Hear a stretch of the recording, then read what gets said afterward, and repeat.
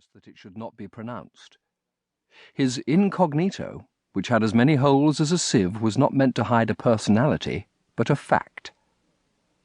When the fact broke through the incognito, he would leave suddenly the seaport where he happened to be at the time and go to another, generally farther east.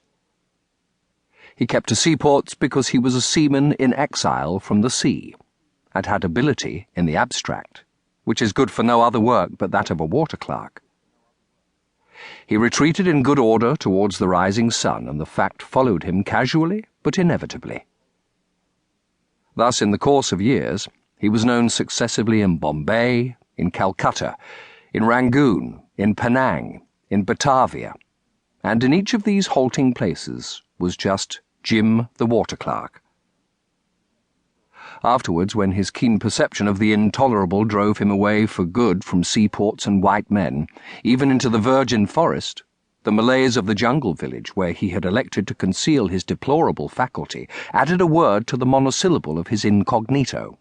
They called him Tuan Jim, as one might say, Lord Jim. Originally, he came from a parsonage.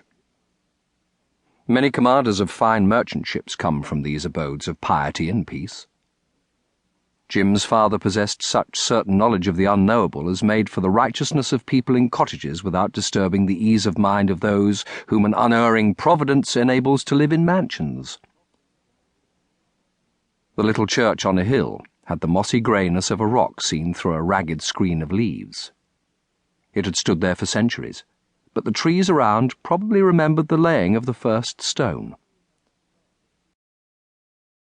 Below, the red front of the rectory gleamed with a warm tint in the midst of grass plots, flower beds and fir trees, with an orchard at the back, a paved stable yard to the left, and the sloping glass of greenhouses tacked along a wall of bricks. The living had belonged to the family for generations. But Jim was one of 5 sons, and when after a course of light holiday literature his vocation for the sea had declared itself, he was sent at once to a training ship for officers of the mercantile marine. He learned there a little trigonometry and how to cross topgallant yards. He was generally liked. He had the 3rd place in navigation and pulled stroke in the first cutter. Having a steady head with an excellent physique, he was very smart aloft. His station was in the foretop, and often from there he looked down, with the contempt of a man destined to shine in the midst of dangers, at the peaceful multitude of roofs cut in two by the brown tide of the stream, while scattered on the outskirts of the surrounding plain the factory chimneys rose perpendicular against a grimy sky, each slender like a pencil and belching out smoke like a volcano. He could see the big ships departing, the broad-beamed ferries constantly on the move, the little boats floating far below his feet, with the hazy splendour of the sea in the distance, and the hope of a stirring life in the world of adventure. On the lower deck, in the babel of 200 voices, he would forget himself, and beforehand live in his mind the sea life of light literature.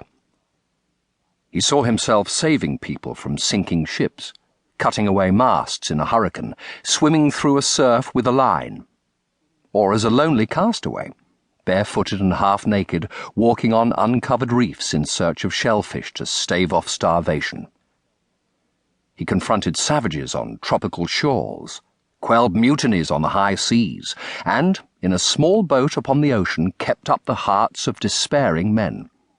Always an example of devotion to duty, and as unflinching as a hero in a book. "Something's up! Come along!" He leaped to his feet. The boys were streaming up the ladders. Above could be heard a great scurrying about and shouting, and when he got through the hatchway he stood still, as if confounded. It was the dusk of a winter's day.